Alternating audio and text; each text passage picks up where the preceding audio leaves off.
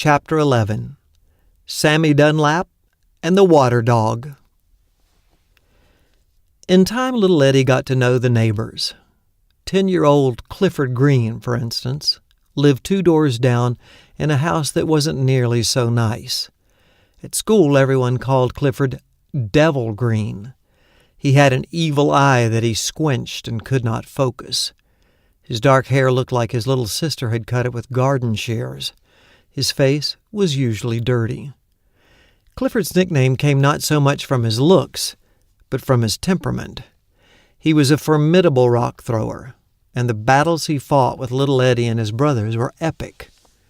To add insult to injury, Clifford nearly busted a gut laughing the time his diaperless baby brother peed off their front porch, giving Eddie a shower. The house next door to little Eddie's was a weathered 2-story building that always seemed to be leaning slightly. Granny Dunlap lived there with her grandson Sammy, a 40-year-old man living in the body of a 16-year-old kid. Eddie had never paid attention to an Adam's apple until he met Sammy.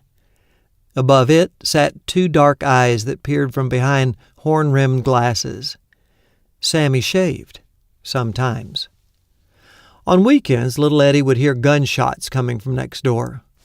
It wasn't that unusual in Rockcastle Holler, but one day he asked Sammy what was going on. Sammy explained that he loved staying up late to watch Triple Chiller on TV, a weekend feature of B-grade horror reruns. He would stretch out on his saggy couch with a bottle of RC Cola in his hand and a .22 rifle propped up between his toes. Every now and then, he'd turn his head to check a mouse hole in the corner. If a mouse popped its head out, he would pop it. That explained a lot. Now, Sammy was a gold mine of information. He taught little Eddie how to butcher a chicken.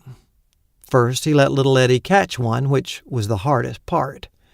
Then he would choose a sharp knife from the kitchen drawer and march out to the clothesline in the backyard. With a piece of string, he tied the chicken's feet together and suspended it head down from the line. He grabbed the chicken by the head and stretched its neck down. With a flash, the knife came down and Sammy jumped back. The bird exploded in a storm of flapping wings. It kept flapping for a minute until it hung still at last. Sammy explained that if you didn't hang it from the clothesline, it would run around, well, like a chicken with its head cut off. Sammy also taught little Eddie how to make his own lead sinkers. Now, sinkers are the weights you put on your fishing line to make the bait go down. The way Sammy fished, he needed heavy-duty ones, and they had to be just right. While Sammy's grandma was away, he and Eddie sneaked into the kitchen and found an old pan. Well, that was the easy part of the job because all Granny's pans were old. Sammy put the pan on the stove and lit a gas burner. Then he pulled out a piece of lead pipe from his pocket and dropped it in the pan. For a long time, nothing seemed to happen. Then it moved, and a shiny molten pool began to spread across the bottom of the pan. As the rest of the lead was melting, Sammy began to make little loops out of twist ties that you find on bread bags. When all was ready, he carried the pan to the backyard and carefully dibbled out some holes of the dirt with a stick. As he poured molten lead into the holes, little Eddie was supposed to insert the wire loop into each one before it cooled. It was tricky work, because if he hurried, he could get burned, and if he waited, the lead would cool and the wire wouldn't go in. After a few minutes, Sammy gingerly grabbed one of the wire loops and pulled up. A beautiful new sinker popped out of the dirt, glinting in the sun like a gold nugget. Those sinkers were beautiful. But later on in life, little Eddie learned that breathing the fumes from molten lead could cause brain damage. That explained a few things about Sammy. "Now," said Sammy, "it's time I taught you how to go catfishing." Little Eddie couldn't wait to go catfishing. So that Friday night, Sammy stopped by to get little Eddie. He was carrying 3 cheap Zebco 202 rod and reels, a bucket of fishing supplies, and a brown paper bag.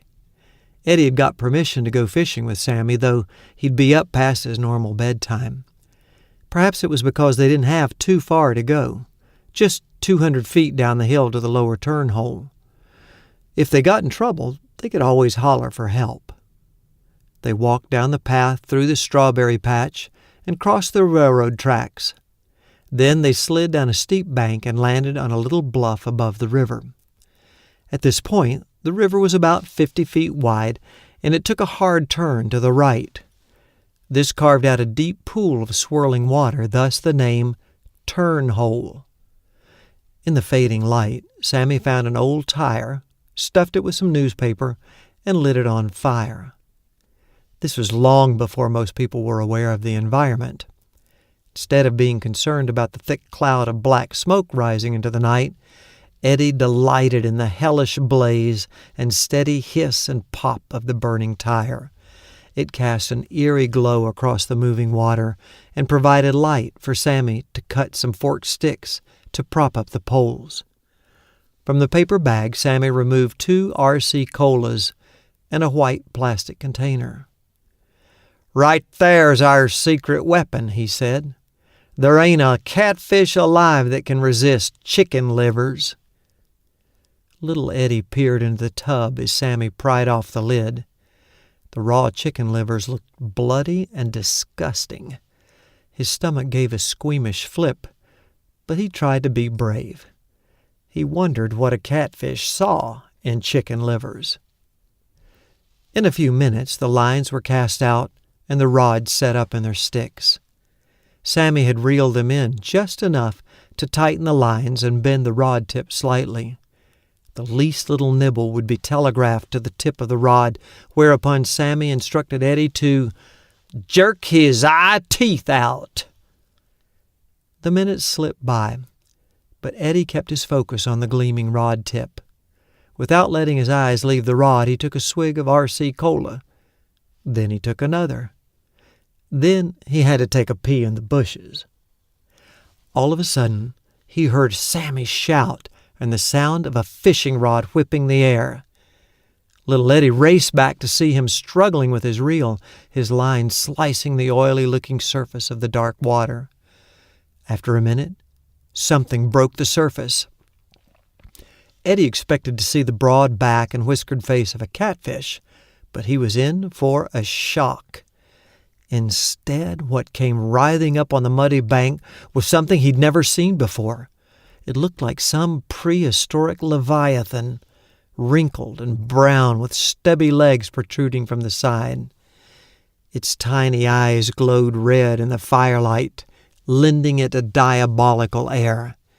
It opened its toothless mouth wide in an effort to throw the hook, and it writhed from side to side. Little Eddie was terrified. "Water dog!" yelled Sammy. "Get the knife!"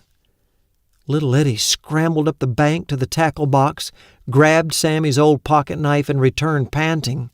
His eyes opened wide as Sammy lifted the knife, but it was only to cut the line. He wasn't going to put his hand near the water dog.